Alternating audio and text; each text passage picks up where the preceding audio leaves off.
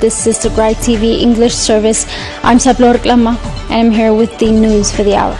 Moving on to the first news. 2021 would see coronavirus sweep around the world, devastating communities everywhere. Until the start of the conflict in November, Tigrai would be hailed for its swift response to the health crisis after the region was able to put in place strict protocols to prevent the rapid spread of the virus across the state. But in 2022, the deliberate and systematic destruction of health facilities in Tigray would have a devastating impact on the health system's capacity to respond to, track, or prevent the spread of the virus. Aragay Gabra Mikhail has more. The 9 months long siege and the systematic destruction of health facilities in Tigray by the Ethiopian forces and its allies has devastated the healthcare system in the region. As a result, the prevalence of coronavirus in Mekelle, the capital of Tigray, has increased highly. Dr. Harnet Adana, coordinator of coronavirus prevention at Tigray Bureau of Health, spread of COVID-19 in Mekelle has shown a 40% rise due to lack of medical supplies that stem from the ongoing siege. After the conflict, more than 3,600 people were tested positive for coronavirus only in Mekelle. So far, 32 patients have died, and this is only in Mekelle. We couldn't cover other parts of the region as we have run out of basic supplies like fuel due to the siege. Before the war, the spread of coronavirus in Tigray was less than 1%, but after the conflict, it rose by 40%. Especially in the months of January and February, the spread has spiked to 70% in the city. Dr. Goito Maraya, a medical doctor from coronavirus at Mekelle General Hospital, said that the hospital is losing its patients each day from treatable diseases due to lack of medical supplies. In every day, we have been losing too much patients that could easily be salvaged if there was a medication, and the lack of medicine and other medical equipments were in a very problematic state. According to Dr. Goiton, patients whose tests came in positive are unable to get treatments in both governmental hospitals and in private clinics due to lack of banking services in Tigray. For instance, when we see the issue in COVID, the incidence was rising, there was no medication, there was no adequate personal protective equipment, and so on. Because of all these hindrances, we had been suffering too much. For instance, to treat one patient who is with COVID, severe COVID case, it demands around 1,200 birr daily, which is around $25 daily, and you can imagine how many of them can afford this much, while there is no functional bank. So it was very hard. We were crying together with our patients, but we cannot do anything beyond that. Dr. Goitom also said that the mortality rate of COVID-19 patients has currently risen to around 21% in Mekelle General Hospital alone. Actually, it is very difficult to explain it correctly because we have no appropriate testing kits. There are no deployed personnel is focusing on testing the case, but based on the data I have, by the testing information we have in our hospital, it suggests that the case is dramatically rising. We are losing a lot of patients, and for instance, if you ask me the situation of those admitted in our hospital, we are somehow carrying admitted cases, and when we calculate it, there is around 21% fatality rate in our hospital from all the admitted COVID cases. Dr. Goitom has called on the international community, saying that they should put the right amount of pressure on the Ethiopian government into making it open humanitarian corridors into Tigray and to end the man-made humanitarian catastrophe. I suggest to the international community and humanitarian organizations to pressurize on allowing prompt and limited humanitarian access and to end the man-made humanitarian catastrophe. According to a recent research of Ghent University at Belgium, the number of deaths in Tigray due to lack of medical supplies after the siege has reached 32 per 1,000. The systematic destruction of factories and industrial complexes across the state has been one of the factors exacerbating the ongoing humanitarian catastrophe that sees over 6.5 million people in crisis. Our reporters visited Nice water factory in Agaba in southeastern Tigray, where employees say Ethiopian and Eritrean forces took turns looting and destroying the factory's properties. Abraga Rotinsay reports.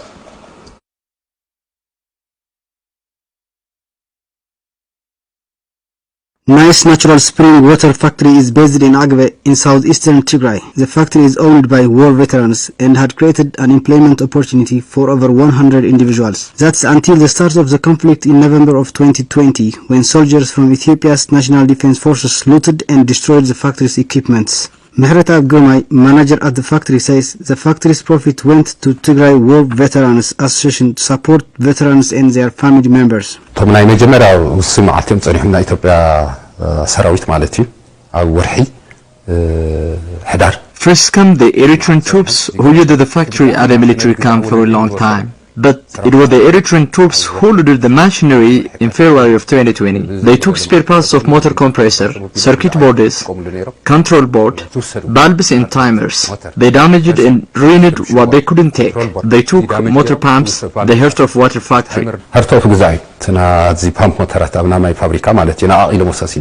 Gavrakilan Gavramadhan, operator at the factory and head of quality control at the factory, Megasti Abraha, says the factory has been devastated and it no longer functions. It makes me feel so sad to see this. The invading forces destroyed all these plastic bottles. They ruined everything. They didn't even spare our lockers. They broke all the lockers with bullets and knives. I think they thought we had put our money there. They destroyed everything.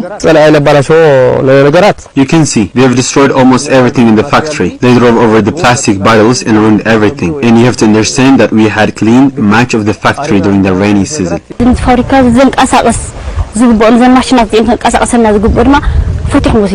The invaders looted all spare parts for the machines. The Ethiopian and Eritrean forces took turns in looting the factory's property. The employees of the factory say the destruction of the factory has meant that they and the associated and the families it supports have found themselves in a difficult situation.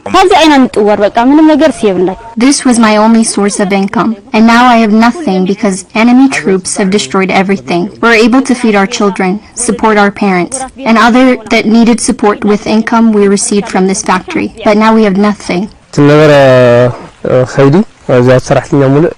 Employees and daily laborers at this factory were paid on a regular basis because of the factory was able to produce and sell its products, and we were able to support our family with the income we received. We supplied water to the whole region. Its destruction is really very saddening.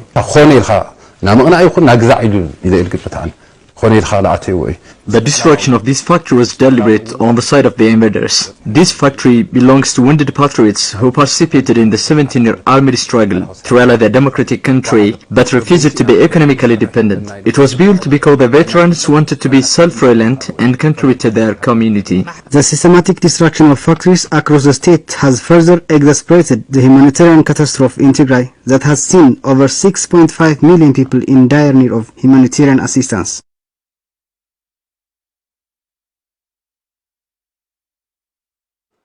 The struggle against the Derg that built and sustained a repressive state in Ethiopia for close to 17 years was fought by young men and women across the country dedicated to democratizing the state and ending its destructive nature.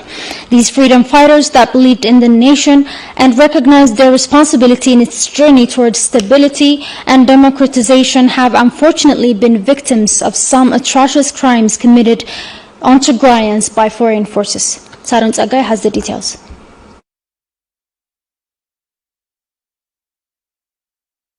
The rule of the communist junta in Ethiopia from 1974 to 1991 would be marked by the incredible devastation it brought to Ethiopians everywhere. The that were killed, tortured, and tormented by the repressive regime. The liberation of Ethiopia and Eritrea from this repressive regime would come as a result of the compound effort of young men and women across Ethiopia that stood up to the repressive state. Hadgu Abebe is one of such veterans. Despite his dedicated service to his country, he would not escape the gruesome violence committed on civilian Tigrayans by the invading forces. In May of last year, after he was displaced to Shira from his home village Aurora in western Tigray, Eritrean forces would arbitrarily detain and torture him for days. I was sleeping here. They came in and ordered me to get up. When I asked them why, one of them beat me on my arm with a stick. They took me on the 16th of May and threw me here on the 19th. After that, I came into this tent and just fell. Hadgu says he was disappointed, not just because Eritreans had invaded Tigray, but also because he had always viewed the Eritrean people as companions in Ethiopia's search for justice. Not only had I fought for the freedom of Ethiopia, but I had also fought for the freedom of Eritrea as well. The abuse they committed, I was so heartbroken. I don't deserve this. The people of Tigray don't deserve this. Another victim of the atrocity is Gabru Gabragzabher, who had lost his left leg in the Red Star campaign, or the Qayih Kohob Zamecha, while fighting alongside Eritreans to destroy the communist junta in 1982. The invading Eritrean troops came to his hometown of Adidaro and abducted him on February 11th of 2021. His wife, Ababa Aradom, remembers the incident as follows. I was making coffee right here. First came the three of them. We were so scared. We then tried to go out, and so there were almost 50 of them encircling our house. They came in and searched everywhere. They threatened me and my kids, asking where Gabru was. We were so scared, so we couldn't say a thing. Right after they found Gabru, the troops took him along with others to Adinabri. They executed him at Mount Ndayesus at 10 p.m. at night. His son, Abraham Gabru, was the one who found and identified his body.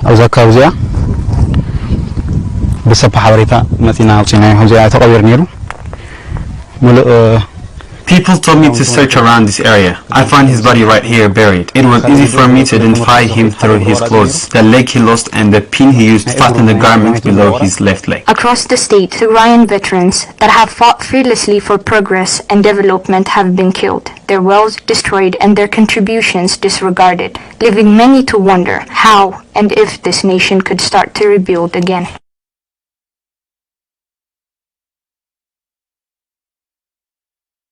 The start of the conflict in November of 2020, the Ethiopian government discontinued Tigray's annual budget, banking services and telecommunication, bringing Tigray's economy to a complete standstill and leaving very few options for residents of the state to cope with humanitarian catastrophe to come. Now, over 6.5 million people in Tigray found themselves in crisis, many whom are civil servants that faithfully served their communities.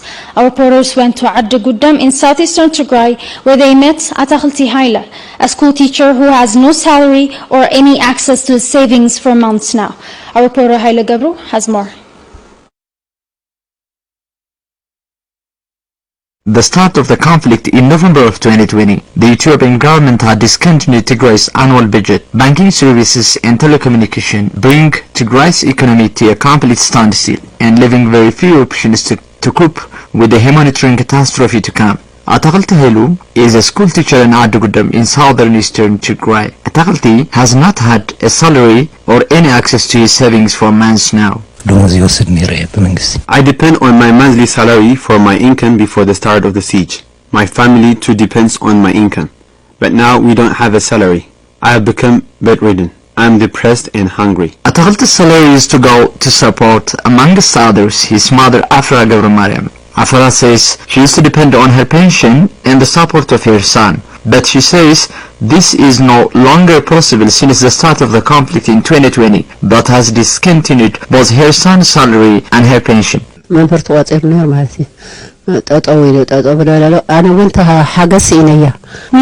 living. He doesn't have a salary, and that's stressing him further. There's nothing I can do or any place I can go. If he leaves home even for minutes, I feel some sense of hope. Life has become too difficult. The mother and son, despite having served their communities for decades, and find themselves in a desperate situation. I plead with anyone that can help to please do. Me and my mother might starve to death if someone is not able to support us. We are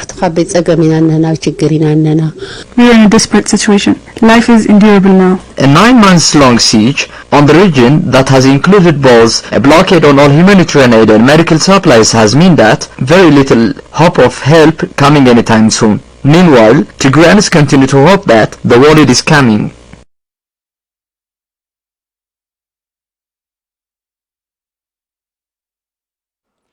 The ethnic cleansing campaign in western Tigray by the Ethiopian, Eritrean and Amhara forces have been successful in ridding its majority Tigrayan population.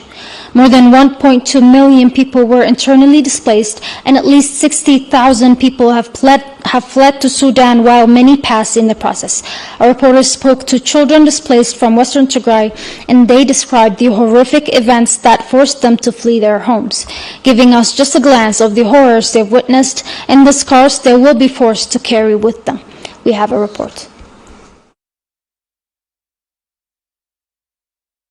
The war on Tigray has been marked by gruesome human rights violations as the Allied forces killed and forcibly displaced millions from their home. Over 1.2 million would escape to other parts of Tigray, but many would be scared, tortured by atrocities they had witnessed as they fled their homes. Children would be one of the most affected, forced to travel for days with no food and medication available. It was just us, the children, that were left at the house. We ran to save our lives. We saw them taking the cattle and the donkey. We decided that we would need to leave our homes or they were going to kill us, so we came here. They killed every Tigrayan in that area. They even said don't bury them, especially the Eritrean forces. They didn't allow anyone to bury the dead. They took all our cattle and everything else we owned. They even took women's clothes.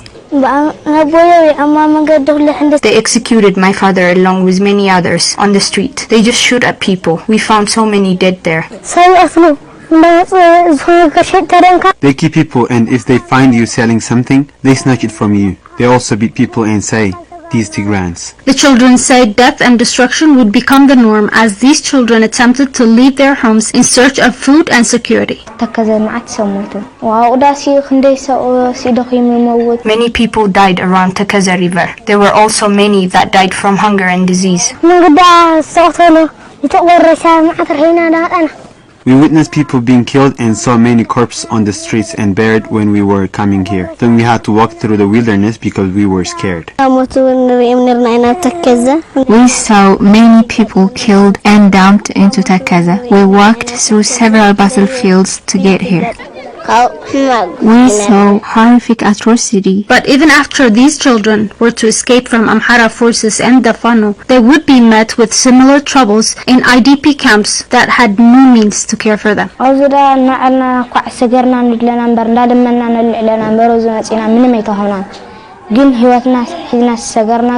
We were thankful that we survived and came here, but we are begging for food. We have not received any aid. We are better than the dead. At least we can live by begging. After we came here, we found no one to help us. We are just begging until someone helps us. There is no food for us. I used to eat at least 3 times a day back home. The reality of children IDP living in camps across Tigray has been a devastating one, as an almost 9-month-long siege on Tigray made it impossible for aid organizations or governments to provide these IDPs with the support they need. We're so hungry. We need aid urgently. We are sleeping on the streets and it's very cold. We have no blankets or mattresses. We are in desperate situation. We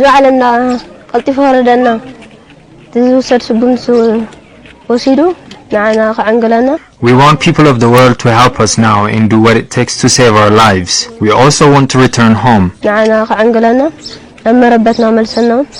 More than 80,000 of the population in Tigray is in an urgent need of food assistance, while more than 1 million people remain in famine as the siege keeps to tighten.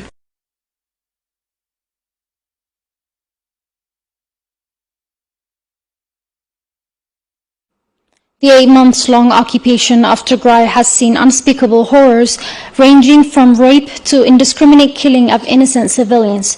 Our reporters spoke with IDPs sheltered in Adha IDP camp in Magala that speak about the horrors they've witnessed and the impact of the humanitarian blockade that is taking 2.2 million IDPs in Tigray to the brink. Salome Tigray. The ongoing war on Tigray has seen the arbitrary and mass killing of thousands of innocent civilians, the use of sexual violence as a weapon of war, and displacement of millions of Tigrayans. Hailu Weldu comes from a family of farmers. Him and his family depended on a small farmland near Humera, western Tigray. When the war broke out in November of 2020, indiscriminate shelling would bombard the small village where him and his family lived, forcing them all to flee to Magala, where they are sheltered in an IDP camp in Adha. We had been working the whole day that day. It was November 10. Then we saw people fleeing from Humera. We started running with just the cloth on our back. We left everything behind. Our cattle, everything we had built in the past 20 years. We had to. There was shelling everywhere. We thought we were going to die. We just wanted to save our children, and we made it here. Hadash Tesfai was also displaced from western Tigray. She says Fano Vigilante Group had forced her and her family out of their homes. Fano and Amhara special forces ordered us to leave the area. They said that the area up to Takaza was theirs and that we needed to leave. There were battles everywhere, in Shararo, Aksum, Adwa, everywhere. We were so worried and we had no idea what to do and where to go. We kept hearing about the death of people we knew. I was scared that they would kill my children, so we decided to leave. As we were leaving, there were dead bodies everywhere around Takaza. We were shaking. They looked like cut wood. We thought we were next, but thanks to God, we made it here. We came out alive, but we didn't even have time to close the door to our house. We were told that we would be killed if carried some items, so we left everything behind. We just took the clothes on our backs. According to the United Nations, 2.2 million IDPs in Tigray are at risk of death if urgently needed aid is not able to reach them. Because of the siege, there is nothing. There is no one to help us too. Children and parents are separated and it's really difficult for the children. We have children and we don't know what to do with them. This is really hard. Our lives are in danger. We don't know how we will manage to live another day. The Ethiopian government has maintained an all-encompassing siege on Tigray, including urgently needed aid and essential medical supplies, devastating a state already ravaged due to an 8-month-long occupation by invading forces that deliberately targeted public facilities and private wells. Magala Site Blood Bank Service was established with the hopes of saving the lives of patients in need of blood. But the organization now says it cannot continue to provide services due to a decline in the number of donors and lack of availability. Abel Tsigabu has more for us.